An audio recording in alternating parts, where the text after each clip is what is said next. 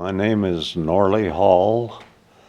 I'm a descendant of Edwin Hall, who was a twin brother to Edward Hall, who was actually one of the very first people to come to Springville. They were born in 1853, if I recall right, but they were identical twins, and they grew up in the northeast section of the country in New England. When they were 15, they were from a family of 11, and their father simply couldn't supply the needs of the entire family. So the two boys went west as far as Des Moines, Iowa. They had several industries. They had a foundry, they had a grist mill, and interest in the local bank. They had several other very well-paying industries in that area. From there, they went on and built a huge mansion on their 360 some odd acres. They weren't satisfied with the industries they had there. They heard all the wonders of California, so they decided that they should go west and invest. And they also decided that only one of them should go because it was too much to handle where they were at, long distance. So one of them had to stay and take care of the local industries. I guess they flipped a coin or just pointed. Anyway, Edward was the one that went.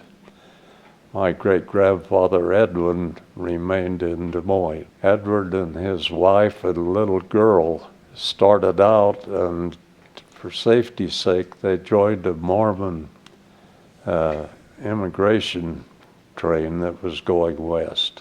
They went a little ways and they were camped there, and the little girl that they had with them was somehow nerve damaged in her legs and couldn't walk. Her mother had to carry her everywhere. She was about 6 years old and getting pretty heavy. A disciple of the Mormon church came to visit with the immigration camp, and this mother decided that would be a good time to get a blessing from him. She stood the little girl up alongside of a wagon wheel and went to get the disciple.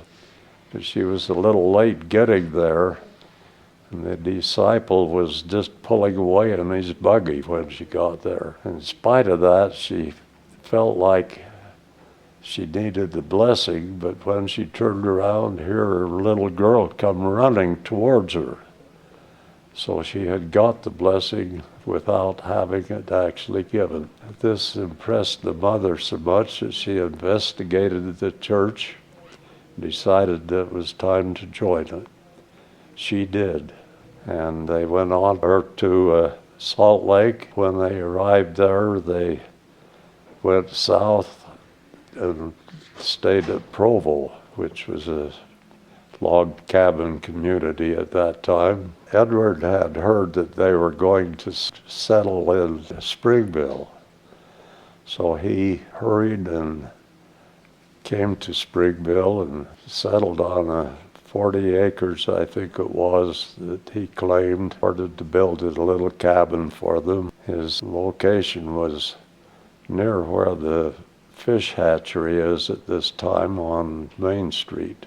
Edward stayed here and eventually died here. And Edwin remained in Des Moines and eventually died there. Before he died, he became a spiritualist. He would hold seances in this huge mansion that they had. They said he could do things like making hands appear and making the table rap up and down. His wife, Scytha Jane, on the other hand, had made one of the trips out here with Edward and then returned back. And she liked the Mormon missionaries and liked the Mormon religion. And she joined the church in Des Moines. And she was a very interesting woman in that she, during the Civil War, acted as a nurse for a number of years or a number of times.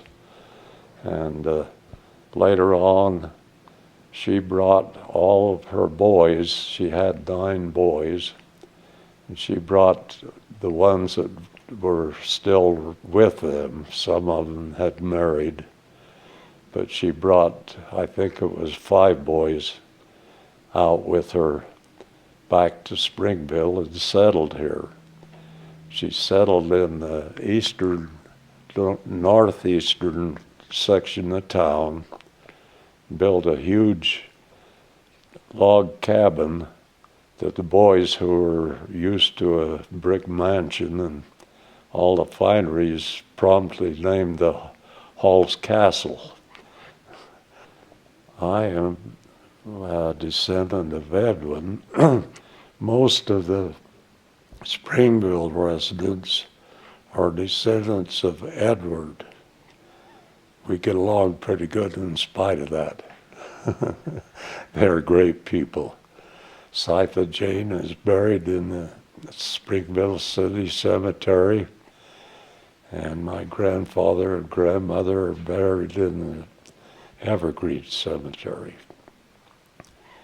So this is my knowledge of how the Halls got started in Springville.